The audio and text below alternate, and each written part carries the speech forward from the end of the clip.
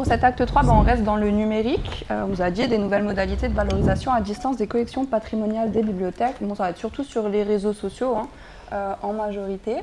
Pour commencer, moi je peux rappeler qu'effectivement il y a quelques années on nous disait que le livre papier serait bientôt mort, mais en fait c'est pas le cas. Et avec le numérique, il y a eu un petit renouvellement. Donc là, on va vous montrer un peu ce qui peut se passer sur les réseaux sociaux. Il y a quelques années, on a eu Booktube en grande tendance avec les booktubers. On présentait ces lectures. Dernièrement, on a BookTok aussi. Pour ceux qui sont sur TikTok, peut-être vous avez vu passer cette tendance avec notamment le hashtag BookTok qui a fait quand même plus de 200 milliards de vues sur TikTok pour l'année dernière, donc pour 2023. Donc c'est quand même assez sensationnel. Donc le livre est toujours en vie, le livre papier est toujours en vie. Les libraires, les éditeurs se sont bien saisis des réseaux sociaux, de ces nouvelles modalités de valorisation. La question qu'on peut se poser en tant que bibliothèque patrimoniale et institution patrimoniale, c'est de savoir quelle est notre place aussi parmi tout ça, et est-ce qu'on peut se faire une place. Mais la réponse est oui, vous allez le voir, on va vous lister, on va vous présenter quelques initiatives. Donc là, en gros, c'est aussi le BookTok, le fameux BookTok, donc vous voyez, très coloré, très présent. Et je vais prendre la suite. Alors comme l'a dit Manon, le livre est très présent, mais c'est un paysage un peu différent de ce que vous avez pu voir jusqu'à présent, un paysage dans lequel certes, il y a des institutions culturelles et des bibliothèques déjà présentes sur les différentes plateformes sociales, mais aussi un certain nombre d'acteurs qui occupent cet espace et avec qui, entre guillemets, on est potentiellement en concurrence. Donc on a souhaité commencer avec ce petit avertissement, attention aux paillettes. On a pu voir depuis ce matin des lieux magnifiques, des décors somptueux, des reliures, des dorures, des enluminures. Alors ça marche, la preuve en est les scores typiquement de ce type de contenu sur les réseaux, mais derrière il faut toujours aller creuser pour voir ce qui se cache. Là, en l'occurrence, il s'agit alors je ne critique pas du tout, je ne fais pas jugement de valeur, mais ce monsieur vend les livres qu'il présente, puisqu'il s'agit d'une librairie ancienne basée aux États-Unis, mais il a très bien compris ce qui fonctionne sur les réseaux sociaux, le beau, l'extraordinaire, la paillette justement, et il a très bien compris les formats aussi qui fonctionnent. Là, en l'occurrence, petit florilège, les livres les plus effrayants de sa collection, la Bible maudite. Là, on en a un autre qui est plutôt sur du format plus conséquent. Voilà, donc un certain nombre d'acteurs maîtrisent les codes des réseaux sociaux. Nous, ce qu'on va vous présenter, c'est les multiples pistes qui s'offrent à nous, professionnels des institutions culturelles, avec des moyens qui sont les nôtres. Et là, je suis assez mal placée pour parler parce que je représente la Bibliothèque nationale de France, donc je m'estime plutôt très bien dotée. L'idée n'est pas de vous déprimer, au contraire, c'est de vous donner des pistes d'inspiration. On a très peu de temps, donc on ne pourra pas rentrer dans le côté logistique, pratique, matériel, moyen, mais c'est presque un disclaimer, un avertissement qu'il faudrait faire. Il en faut, et il faudrait toute une journée d'études pour creuser ce sujet, j'espère, je l'appelle de mes voeux pour que ça ait lieu un jour.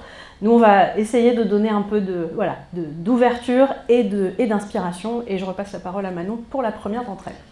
Alors, on est aussi toujours dans les paillettes, mais peut-être en parler encore un petit peu. Peut-être que vous l'avez vu passer cette vidéo de Nota Bene, donc c'est un YouTuber qui est très populaire. C'est même le premier vulgarisateur historique du coup sur YouTube. Il a à peu près 2,5 millions d'abonnés. Et du coup, lui, il a fait une vidéo. Il a été appelé par la Fondation Bonne Mère pour faire une vidéo sur cette fondation, pour présenter leur collection, pour présenter leur mission.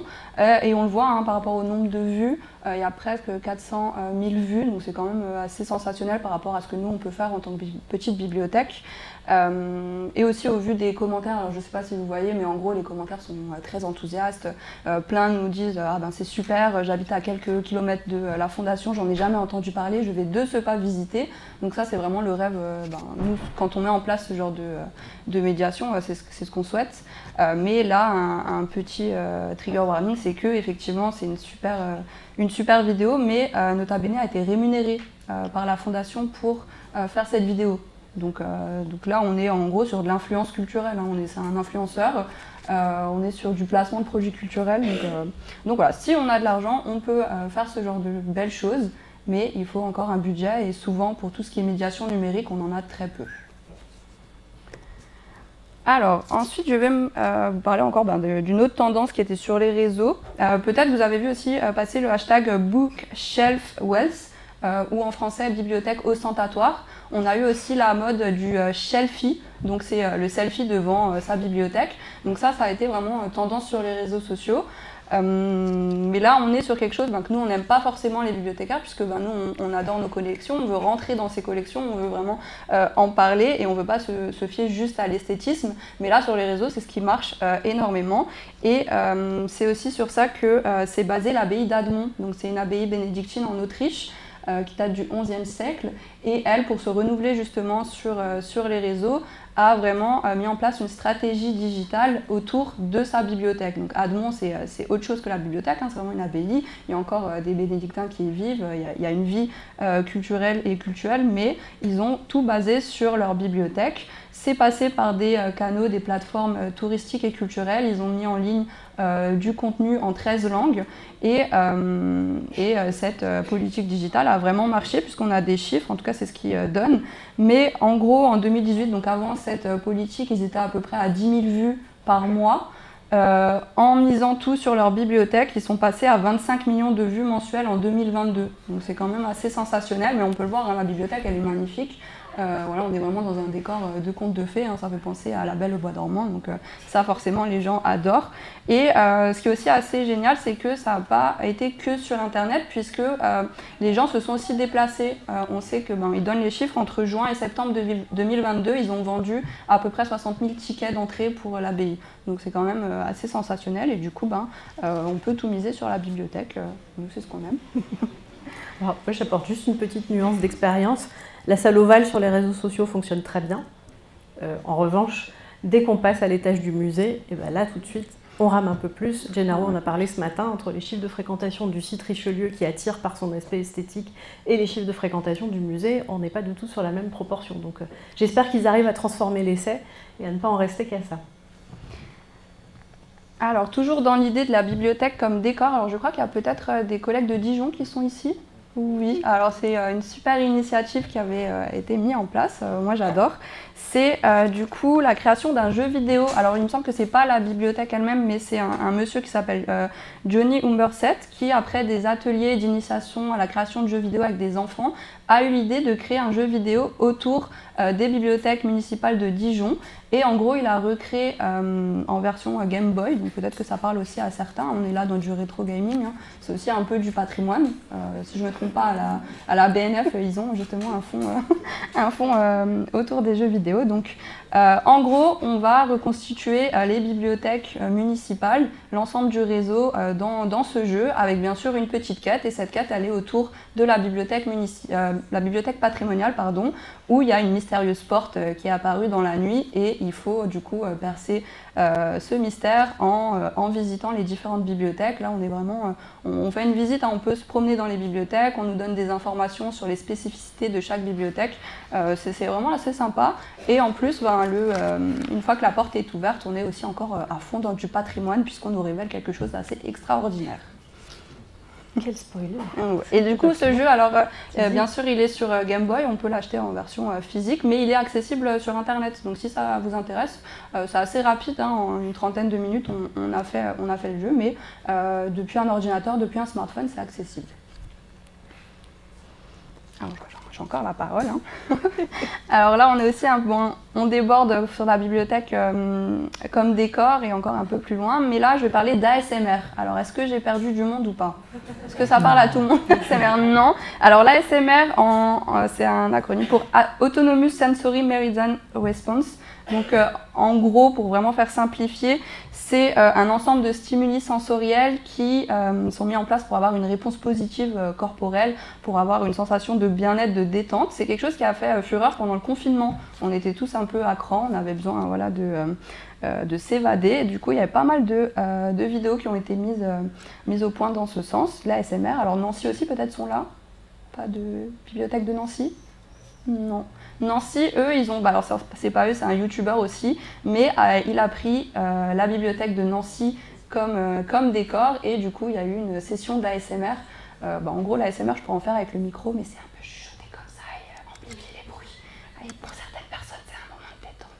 Oui. Et du coup, alors on peut jouer avec ça. La première vidéo que vous voyez donc à Nancy, c'est une mascotte qui va lire un livre, mais du coup comme c'est amplifié, voilà, c'est assez sympa. Dans le fond, on voit le décor de la bibliothèque de Nancy, la bibliothèque Stanislas, et une autre aussi qui a été faite par le Victoria et Albert Museum. Là, on est plutôt sur de la manipulation de livres anciens, donc forcément, on va amplifier les bruits quand on va tourner les pages, quand on va toucher le parchemin. Donc voilà, et ça marche pas mal. Alors Nancy, il y a un peu moins de vues, mais vous voyez sur celle du musée, on est à plus de 700 000, quasi 700 000 vues, donc c'est pas mal, ça marche. Et là encore une fois, on ne rentre pas dans les collections, mais on est plutôt sur du décor, sur quelque chose d'assez simple à mettre en place. Il suffit d'avoir du matériel d'enregistrement et ça suffit. Je te laisse là. Alors, autre piste qu'on a pu repérer, alors vous verrez dans notre présentation qu'on est parfois sorti du strict cadre des bibliothèques, mais il faut prendre l'inspiration là où elle est.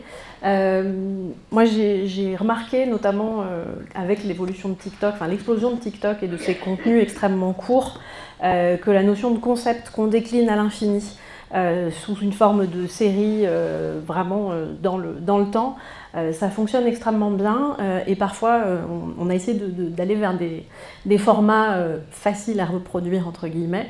Là, l'exemple que j'avais sélectionné, c'est celui d'un musée à Sacramento.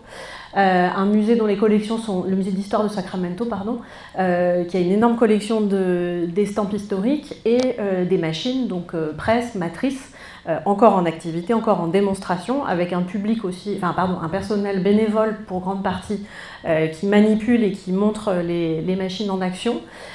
Donc on pourrait se dire que comme ça sur le papier ça ne vend pas du rêve. Et ben, ils ont trouvé la parade, ils se rattachent à peu près toutes les journées commémoratives possibles et imaginables, y compris les plus farfelues et qui nous-mêmes nous font parfois un peu soupirer et lever les yeux au ciel.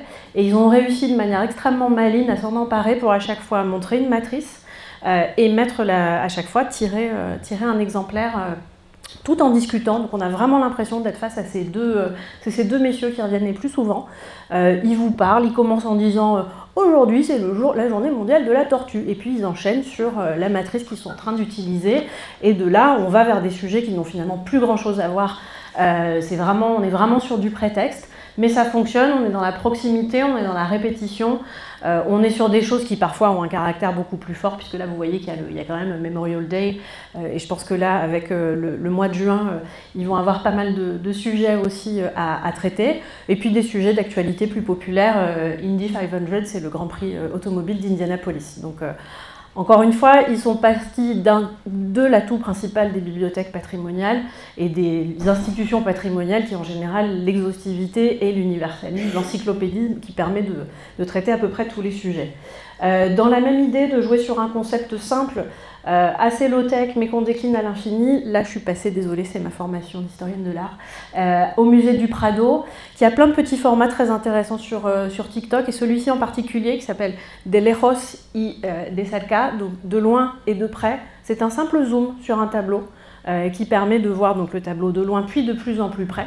Ils ont la chance en plus d'avoir des numérisations en très haute définition, merci Google et les partenariats, mais autant s'en servir justement, ce qui permet d'aller vraiment très très près. Et donc l'idée c'est de montrer la pincelada, c'est la touche, vraiment la technique de l'artiste, et il y a un commentaire en voix off. Donc ça c'est relativement simple à faire avec un appareil photo ou un smartphone. Il faut évidemment l'expertise des collègues, mais il n'y a pas besoin de mise en scène, de 36 micros, et ça fonctionne extrêmement bien, et ça peut se décliner sur toute la collection du Prado. Je crois que maintenant tu as aussi repéré des choses dans cette même idée de décliner à l'infini un concept. C'est la définition même du mème. Oh, oui, voilà. Alors le mème, est-ce que là aussi j'ai perdu du monde? Tout le monde connaît le mème. Donc en gros, le mème, c'est une image, une vidéo qui est détournée normalement, ça a un caractère humoristique, et c'est surtout, il y a un fort potentiel de viralité. Donc voilà, si le mème est bon, c'est qu'il s'est propagé un peu partout. La Bibliothèque nationale des Pays-Bas a vraiment misé sur ça, puisque elle a carrément créé un générateur d'eux-mêmes. Donc là, je me suis amusée à en créer pour l'occasion, depuis leur site. Et ils se sont basés sur leur collection numérisée, surtout les collections médiévales. Du coup, on est sur les enluminures, mais c'est ce qui marche le plus parce que c'est toujours très, très expressif. Donc voilà, il suffit de cliquer sur une image. Alors ensuite, on peut la couper, on peut zoomer, on peut faire un peu ce qu'on en veut. On rajoute un texte et voilà, c'est déjà fini. On peut l'envoyer sur Internet. Donc voilà, c'est des choses simples. Normalement, on a tous comme ça des images un peu loufoques, un peu humoristiques dans nos collections. Ce qui était aussi super intéressant avec leur générateur, c'est que on n'a pas que l'image, mais il y a aussi à chaque fois une petite capsule et une petite description de ce qu'on voit par des spécialistes, par les bibliothécaires ou par des spécialistes de l'histoire de l'art. Donc ça, c'est aussi intéressant parce que, par exemple, il y a des choses que nous, on ne comprend plus forcément si on n'a pas le bagage culturel, le bagage historique. Il y a une iconographie comme ça qu'on ne peut pas comprendre. Donc sur le site, on l'explique et ensuite, on peut en faire un même. Donc il y a des deux, on rentre dans les collections et en même temps, on les détourne. Donc c'est sympa. Alors, autre piste, pour ne pas dire la dernière, mais je ne sais plus où nous en sommes dans notre présentation tellement on court après le temps. L'une des pistes qu'on pourrait recommander aujourd'hui, c'est de s'associer, c'est de travailler ensemble. Je crois que la notion de partenariat est quand même revenue en creux ce matin et en début d'après-midi. Je vais vous présenter quelques exemples. Alors là, je vais prêcher pour la BNF. Pourquoi s'associer? Il y a plusieurs modalités.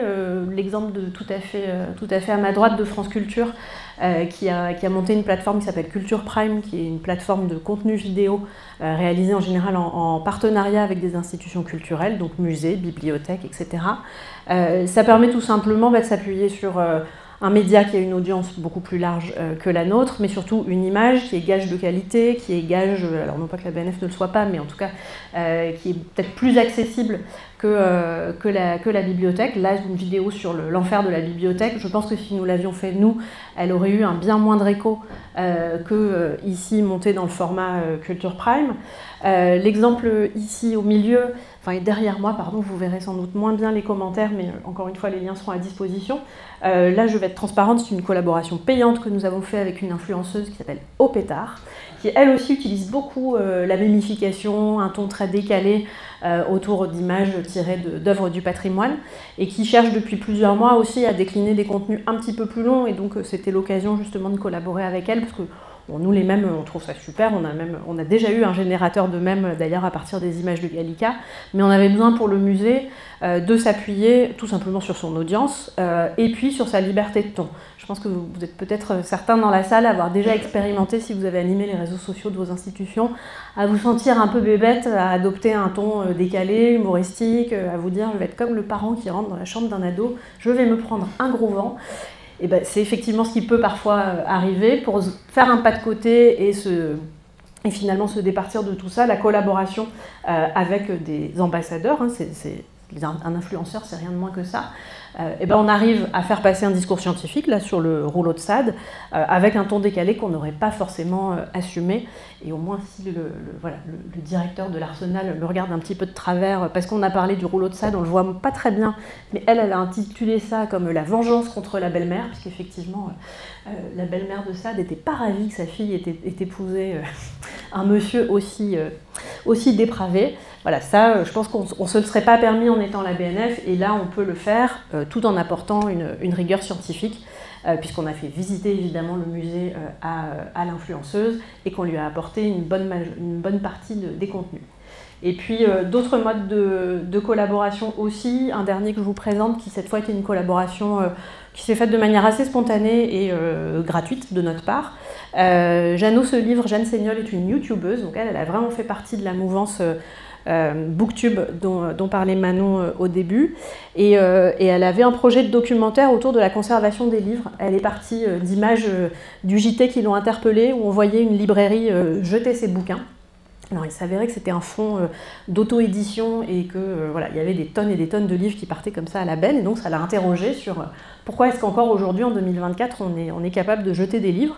Et donc elle s'est tournée vers nous et on lui a fait découvrir le dépôt légal, la conservation, la numérisation, Elle a complètement changé le propos de son documentaire. On apparaît finalement de manière beaucoup plus forte que ce qui était prévu. Je pense qu'au départ, on était effectivement plutôt dans quelque chose du type la BNF comme décor. Et c'est en rencontrant nos experts, en parlant avec eux, qu'elle a réorienté une partie du propos de son documentaire, que je vous invite à aller voir. Donc là, vraiment, on s'appuie sur une collaboration qui va dans les deux sens. Nous, on va apporter le fond, on va apporter le contenu, puis on va essayer aussi parfois d'amener la personne avec qui on parle à faire évoluer son projet. Chacun ne reste pas cantonné à son domaine. Et puis elle, elle amène déjà un regard, elle est plus jeune, elle a une manière de présenter les choses, de parler des choses qui est totalement différente, mais en même temps, elle est tout à fait sérieuse et rigoureuse, et dans son propos, et dans sa manière de filmer. Accessoirement, moi je n'ai pas dans mon équipe quelqu'un capable de faire des prises de vue, de faire du montage, du mixage à ce niveau professionnel. Ce qu'il ne faut pas perdre de vue, et donc ce sera sans doute notre conclusion, ce qu'on peut vous souhaiter et vous recommander, c'est d'avoir toujours le même objectif, c'est d'aller à la rencontre de vos publics.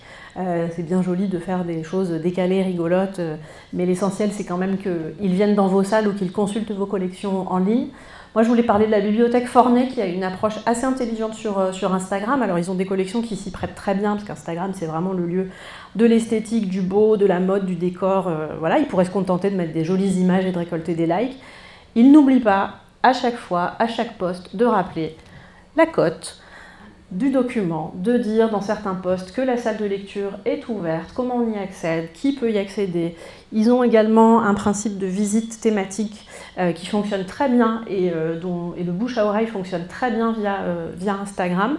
Donc le public lui-même qui participe à ces visites repartage ensuite sur Instagram. Alors certes, on n'est pas dans les scores qu'on a pu voir tout à l'heure, mais peu importe. À partir du moment où vous avez ancré dans la tête de 10 personnes, plus 10 personnes, plus 10 personnes, que les merveilleuses choses qu'ils ont vues, les fameuses paillettes dont on parlait tout à l'heure, sont accessibles, sont disponibles et sont en plus présentées et accompagnées par des experts, vous avez finalement gagné déjà une bonne partie de la chose. Donc voilà, c'est une manière pour nous de montrer aussi que, avant tout, le public, la réalité des salles de lecture, l'accès au fond, c'est ça qu'il ne faut pas perdre de vue, versus le libraire du début de la présentation qui, lui, à la fin de son TikTok, va se dire « Et tu peux acheter mon livre ».